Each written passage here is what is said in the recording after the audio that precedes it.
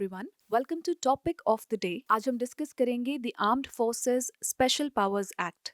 Now recently, in an unfortunate mishap in the Mon district of Nagaland, some 14 civilians who were the daily wage workers were killed by security forces.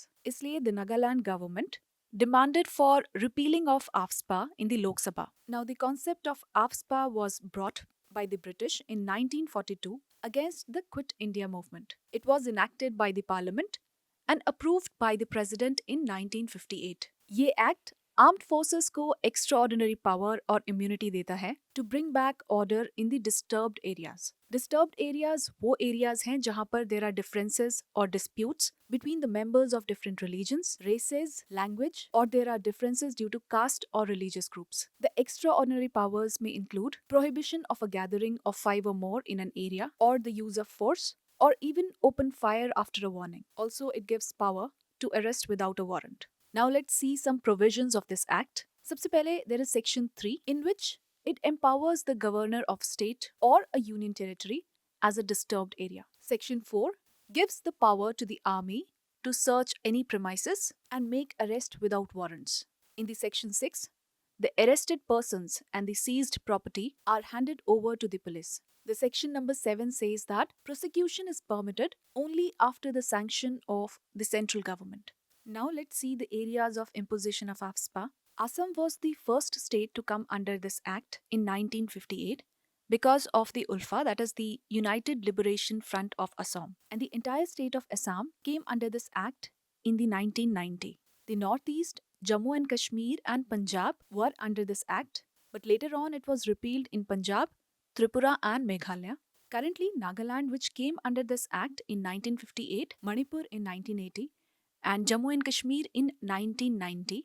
Assam and some 3 districts of Arunachal Pradesh are still under this act. Also, Mizoram, which has been a peaceful state after the Mizoram Peace Accord of 1986, currently comes under this act. Now let's see the rationale of the government behind the imposition of the AFSPA. The very first is effective functioning of forces in the counter-insurgency or terrorist operations. Second, it is for protection of members of the armed forces and also for maintaining law and order. Also, it is required for the security and sovereignty of the nation. Now, let's talk about some criticisms against this act. Firstly, some areas have seen atrocities and human rights violation by these security agencies in the wake of this act. Also, this is a direct threat to the fundamental rights and the democratic regime. Sometimes it is ineffective in countering the insurgency. There are a lot of reports of fake encounters or the extrajudicial killings. The Justice Jeevan Reddy Committee of 2005, Santosh Hegde Committee of 2013, and the Second Administrative Reforms Commission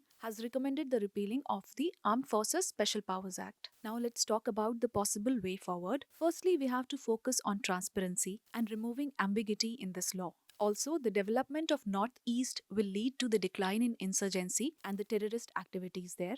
And a check on the human rights violations are the need of the hour. Now let's take up a practice question on this topic. With reference to the Armed Forces Special Powers Act, consider the following statements.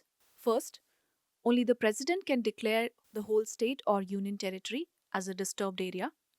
Second, it gives the army powers to search premises and make arrest without warrants. You have to choose the correct statement. You can write your answers in the comment section below.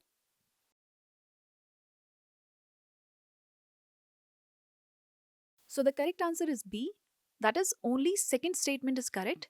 Statement 1 is wrong because even the governor has the power to declare a state as disturbed area. So this was all for today. You can read these topics in depth in the daily current affairs section of our website. Also, you can attempt the daily practice questions there.